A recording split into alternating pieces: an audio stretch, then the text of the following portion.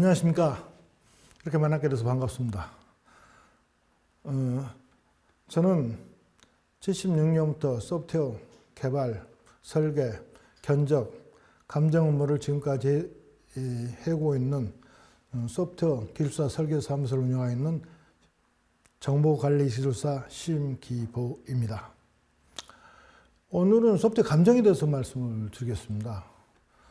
소프트웨어 개발에서 분쟁이 생기면은 서로 소송을 하면서 다투다가 그러면 감정을 한번 받아보자 하는 경우가 많이 생기는 것 같습니다. 제가 한 40여 건의 감정을 해본 그 경험을 가지고 오늘 좀 말씀을 드리도록 하겠습니다. 변호사 여러분들께 많은 도움이 되셨으면 하는 생각입니다. 대부분 제가 법원 같은 데 참석을 해보면은 기술을 모르는 법관은 기술문서 앞에서 당혹해 하는 것 같습니다. 또 법을 모르는 엔지니어는 자신이 얼마나 많은 노력했는데 이 법적으로 내가 인정을 받지 못하는 건지 하는 것에 대해서 분개를 합니다. 자, 근데 재판은 분쟁의 끝이 아니라 계약과 감정이 법으로 변경되는 과정으로 보였습니다. 그래서 분쟁은 실제적으로 갑과 을이 그 사업을, 그 프로젝트를 하기 전에 계약에서 구조가 형성되고 완성당에서 정점이 되고 감정을 터서 기술이 법으로 은호되고 그 다음에 판결로 다는 이런 과정을 여러 번 목격을 했습니다. 감정에 대해서입니다. 대부분 판결이 작년 7월 18일에 나온 겁니다. 이렇게 나왔죠. 이 중요한 원칙으로서는 감정인의 감정 결과는 감정 방법이 경험칙이나 합리성에 반하는 현저한 오류가 없는 한 존중되어야 한다고 명확히 판시가 되어 있습니다. 더 나아가 감정 결과로는 다투는 상고는 사실심 판단을 다루는 것에 불과하며 적법한 상고유의가 되지 않는다고 함으로써 감정 결과가 사실상 최종적이고 학적인 판단 기준이 됨을 분명히 하고 있습니다. 자, 이건 제가 감정한 사건인데요. 감정서 문장하고 판결 문장하고 그 법리 적용, 그 다음에 구조적 의미를 이렇게 제가 한 장으로 정리를 해봤습니다. 이거요. 네. 한 13개 정도 있는데 거기서 선별을 해가지고 했습니다. 자, 거업 범위가 15,000원 얼마다. 그래서 거업 범위에 대해서 기능점수 기준으로 특정한다. 거업 범위는 확정을 감정에서 있는 대로 그 거업 범위로 확정을 됐습니다. 그래서 FP라는 방법으로 계약 범위 기준이 된 것입니다. 그런데 실제적으로 15,000원으로 계약을 했는데 실제 구현된 것, 실제 개발된 것은 22,300 정도 된다 했습니다. 이것도 똑같이 법원에서 인정을 했습니다. 그래서 추가로 7,200 정도가 추가되었다. 이것도 인정이 됐습니다. 그러면 완성도 90.5%를 그런 비용 산정이 필요하다. 그래서 이것도 비례정산 원칙으로 인정을 받은 거고요. 감정 결과는 기능의 검증으로 도출되었다. 그래서 감정 결과가 현저한 오류가 없는 한 이를 존중한다는 그런 인정을 받아서 감정 채택 법리가 감정에서 사실로 인정 근거가 되었던 것을 제가 제 경험 자료를 가지고 말씀을 드렸습니다. 자, 감정을 하면 대부분 너무나 잘 아시는 사항이었지만 감정 신청을 합니다. 감정 신청을 하는데 보통 발주자가 하기도 하고 그 다음에 개발자가 하기도 하고 하는데 양쪽 어떤 경우는 같은 사안을 가지고 동시에 합니다. 개발자도 감정을 신청하고 그 다음에 발주자도 감정을 신청합니다. 양쪽에서 감정을 신청한 경우도 있죠. 그런데 법원은 대부분 그 감정을 양쪽이 신청하더라도 감정인은 한 사람이 같이 하는 것을 법원은 원하고 있는 것 같습니다. 그럴 때 이제 제일 여기서 중요한 감정사항입니다. 감정사항. 감정사항을 기재하는데 이것이 감정의 핵심이 되겠습니다. 감정사항은 이런 것들이 참고로 이제 제가 경험했던 것을 정리해 놨습니다. 자, 감정 사항이라는 게 사실 질문 사항입니다. 질문 사항. 저는 참고로 변호사님들 직업이 앞으로 상당히 어려워진다. 뭐 변호사가 뭐 필요가 없다 할 정도까지 이야기를 하고, 실제로 작년에 운명 로펌에서 신규 변호사 임용한 숫자가 23%가 줄었다. 변호사 일감이 줄었다. 그러면서 AI 시대에 변호사의 직업에 대해서 여러 가지 얘기들 합니다. 그런데 저는 좀 생각을 달리합니다. 우리가 인공지능을 쓸 때 가장 중요한 게 뭔가요? 프롬프트라는 거 가지고 질문하는 거죠. 인공지능의 사용 능력, 인공지능의 능력은 질문력입니다. 질문력. 그렇죠? 그 질문에서 판단력이고, 제가 알고 있기로, 제가 생각하기로 세상에서 가장 질문 잘하시는 분들이 변호사님 여러분들 아닙니까? 근데 자꾸 변호사 직업이 어쩌다고 그렇게 할까요? 직업 중에서 제가 볼 때는 가장 오래 살아남을 직업이 변호사가 아닌가 그런 생각을 했습니다. 참고로 말씀드렸습니다. 그런데 왜 이걸 하냐면은 감정 상황, 감정의 질문을 할 때 자기 목적이 분명해야 되겠죠. 질문요. 그걸 질문할 때 목적이 분명하면은 결과도 자기가 원하는 결과가 나올 수가 있겠죠. 질문이 잘못된다든가 애매하다든가 하면은 결과도 똑같이 잘못되거나 애매하게 나올 수가 있습니다. 좀 부탁을 드리고 싶은데요.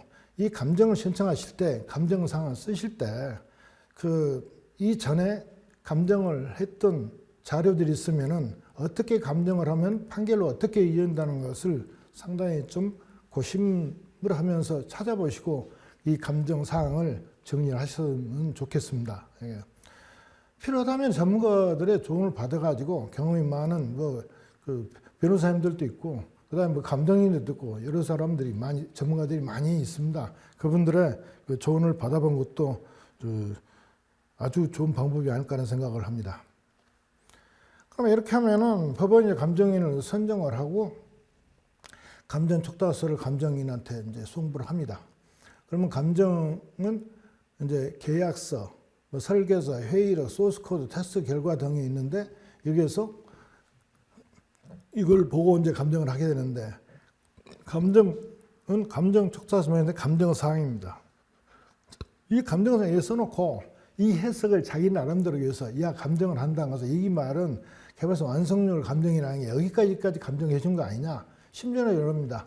이 완성도 감정을 하면서 소스코드는 왜 안 봅니까? 소스코드 감정은 없으니까 하는데, 감정상에 소스코드 감정이 없으면 그건 감정 외상으로서 감정 대상이 안 될 수가 있습니다. 그래서 밑에 추가 감정이란 말을 쓰는데요.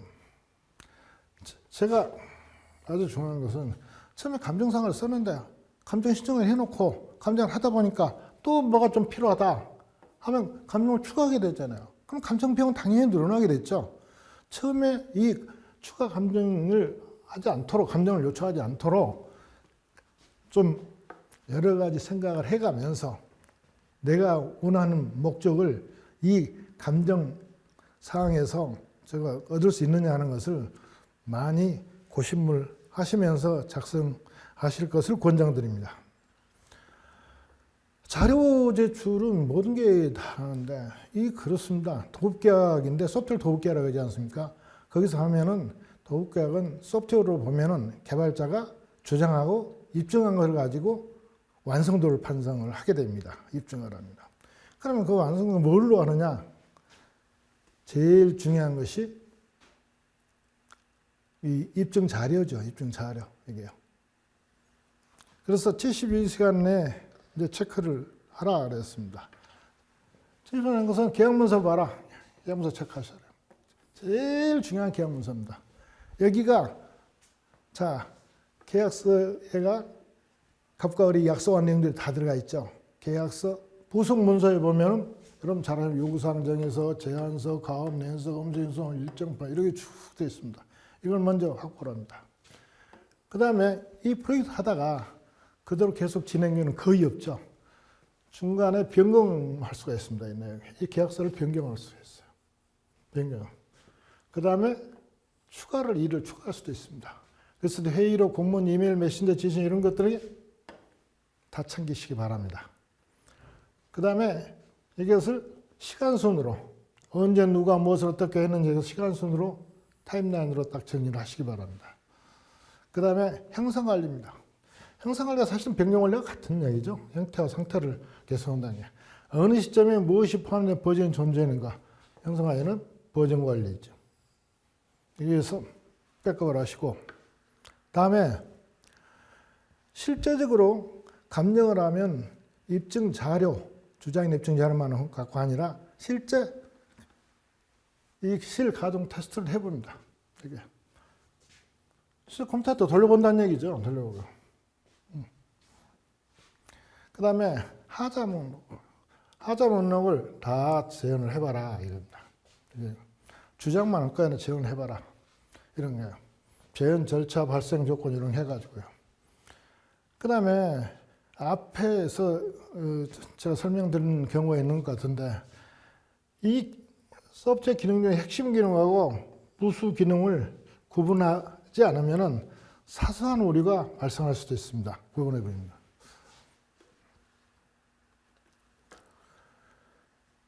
그 다음에 감정인이 일반적으로 신뢰현장 또는 이런 입증 자료들입니다. 자료. 그렇죠? 문서이죠, 문서. 자, 받아들일 수 없는 말로 뭘 했다. 이건 받아들이기 어렵죠. 뭐 노구도 없다. 실제 다시 재현해보기도 어렵다. 이런 것들은 감정인이 어쩔 수 없는 것들이죠. 제가 생각한 건 그렇습니다. 감정 시작하면 72시간 내에 주장이 아니라 감정 설계를 준비할 것을 권장드립니다. 그러면 그 자료를 가지고 분석을 해서 주장 입증자를 분석 검토해가지고 실제 돌려보는 겁니다. 실제 쉬운 거. 서버를 가동시켜서 돌려보는 겁니다. 그럼 최후 공정이라는 것은 뭐냐? 갑 입장에서 검수를 해보는 것을 최후 공정이라고 합니다. 그러면은 여기서 이 분석 검증하면서 저는 그렇습니다. 온거나 피고한테 충분하게 제가 질문을 합니다. 그러면은 그 답변 기회를 충분히 드립니다. 그리고 법원에 기일 출석을 요구하게 되면 제가 가서 이제 말씀을 드리기도 합니다. 그게 다 끝나면은 감정인이 감정서류 해가지고 법원에 제출을 합니다. 그러면 감정서류에서 음상이 있다. 사실조회 사항입니다. 그래서 야, 감정인이 이렇게 했는데 이런 데서 내가 의문사항이 있다 하면은 사실조회 해보라고 해서 사실조회 사항에 대해서 해보를 요청하기도 합니다. 할 수도 있고 안 할 수도 있지만 해보가 오는 경우도 꽤 있습니다. 그런데 이것만 가지고 잘 모르겠다. 이 감정만 가지고 추가하자. 보완 감정하자. 제가 다시 말씀드릴 때요. 앞에서 한번 다시 돌아가서 말씀드리겠습니다. 이 감정사항을 작성하실 때, 이 전체 작성하실 때 감정을 한참 하다가 또 감정이 끝난 다음에 추가나 보완 감정을 하지 않도록 실제로 돈과 뭡니까? 시간이 소요되는 것들이 아닙니까? 엄청나게 힘든 작업들이 또 생기게 됩니다. 그래서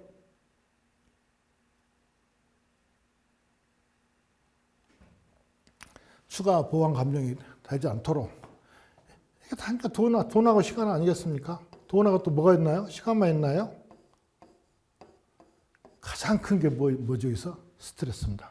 스트레스. 여러분 하면 얼마나 많은 스트레스를 받으세요?